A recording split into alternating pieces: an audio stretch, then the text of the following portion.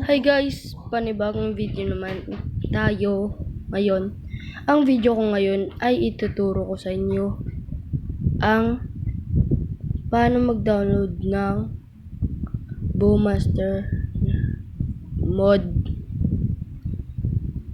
So ituturo ko lang guys sa inyo. Una, punta kayo sa Chrome at saka lagay nyo lang ito yan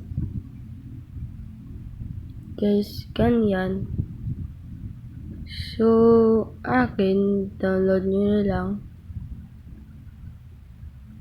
Sorry guys, may na yung signal ko. Basta download nyo lang, punta na kayo sa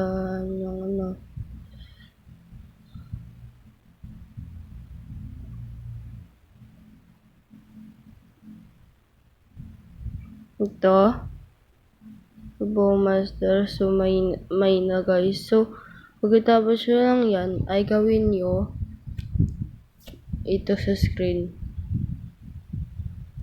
Okay, may na kasi ito sa screen. Yan. So gawin nyo yan, tsaka install nyo na agad. At saka ganyan. Tapos dapat guys may Zarchiver kayo. Download nyo lang to sa Play Store. Dapat ganyan kayo.